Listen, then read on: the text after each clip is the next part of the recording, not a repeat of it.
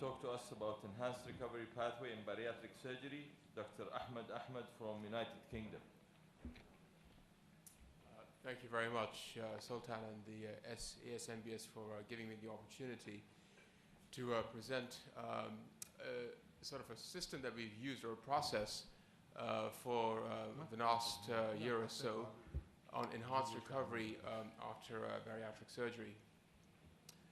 So you're probably all aware that in various specialties, enhanced recovery is well established. Now, enhanced recovery basically means that there are various processes in place which allow a patient, when they go to kind of surgery, to leave hospital faster. That includes things, for example, about educating the patients before surgery, about what they're going to expect from the operation, using minimal opiate analgesia, having good nursing care on the ward. All these systems can help reduce a hospital stay and early discharge. And certainly in the field of cardiothoracic surgery and colorectal surgery, enhanced recovery pathways have been well described and have been, there's good evidence to show that they reduce hospital stay and even complication rates. However, there is a lack of data on enhanced recovery pathways within our specialty of bariatric surgery. So the aim of our study was to report our proposed enhanced recovery pathway after bariatric surgery in our unit. So it's basically prospectively collected data, and we included all patients who underwent primary bariatric operations. So these are no revisions included, but we included all three types of surgery, so bypass, sleeve, and band. And there were 4 surgeons involved in the study, and the data we've collected so far is between April and November 2012. The study is ongoing, and I'll be happy to present more of this data in the future. All patients were included into the ERABS intervention program, and the data we collected including patient demographics, comorbidities, reoperation rates, mortality, lengths of stay, and readmissions. And the stats are basically mean plus or minus standard deviation. So what do I mean by enhanced recovery interventions in the field of bariatric surgery? Well, they start off, for example,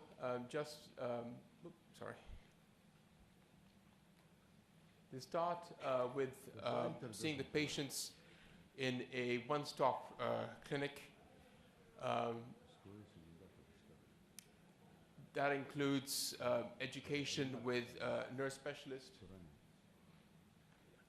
So that includes extensive education with a nurse specialist who will describe the enhanced recovery pathway to the patient.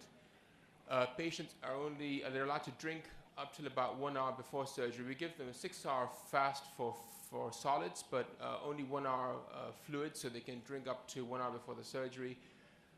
Intraoperatively, we use warm humidified carbon dioxide. I'm not sure if many of you use that in the audience, but we certainly feel that it certainly does help in reducing early pain post-operatively. We tend to avoid using opiates both peri and post-operatively. We try to keep the patients more sort of dry than fluid overloaded. One of the key things is using what's called a protocol, and most enhanced recovery pathways use protocol-based cares, but I'll show you an example of the one that we use. And it's basically a method to ensure that the nursing teams looking after the patients on the ward follow your instructions to the letter.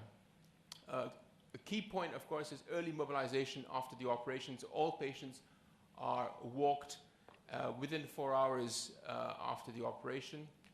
All patients get in-centre spirometry. We start feeding them on the day of surgery.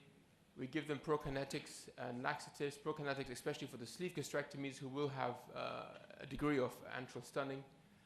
And all patients will be discharged on day 1 or day 2 post-op, and they're given an emergency mobile number to contact us if they have any problems at all. So this is an example of the protocol that we use, and you'll see there are 2 columns here. Of course, the date column, but the signature column is really for the nurse looking after the patient, and the nurse has to initial or sign by each surgeon order.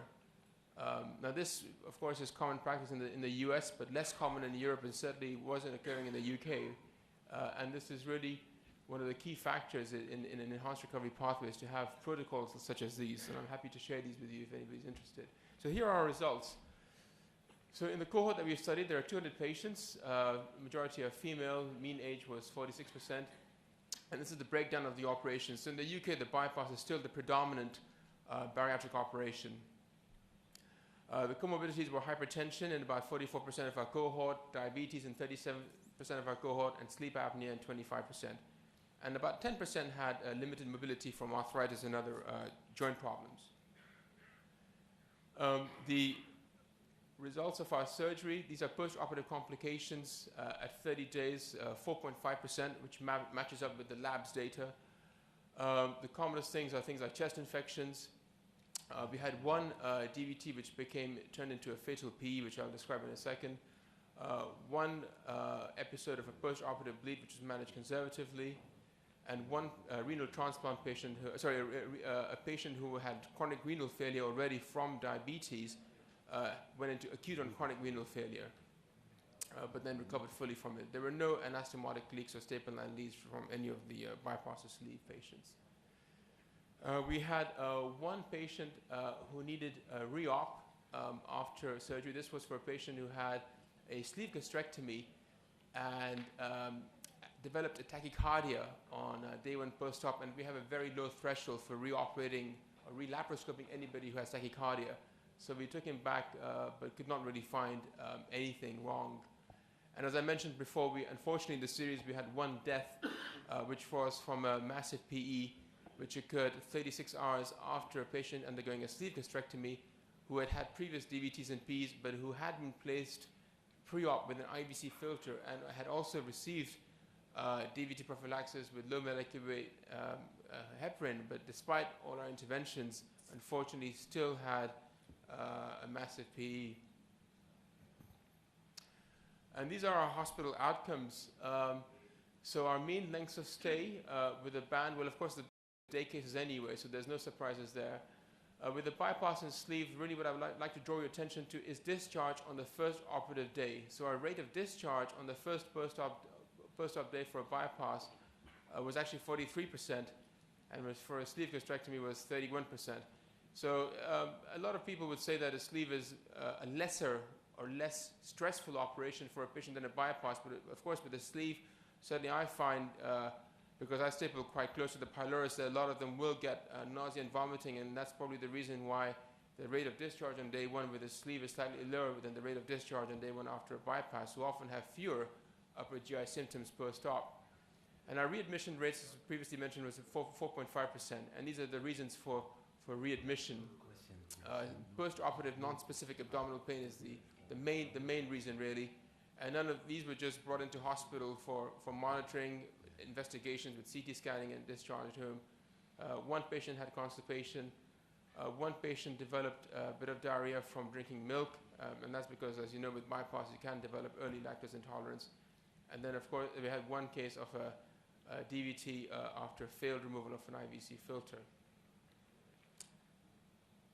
So in conclusion, certainly in our series, we feel that an enhanced recovery after bariatric surgery is safe and associated with a low morbidity. And we can get very satisfactory lengths of hospital stay and readmission rates. And I think it should be the standard of care in centers offering bariatric surgery. Thank you very much.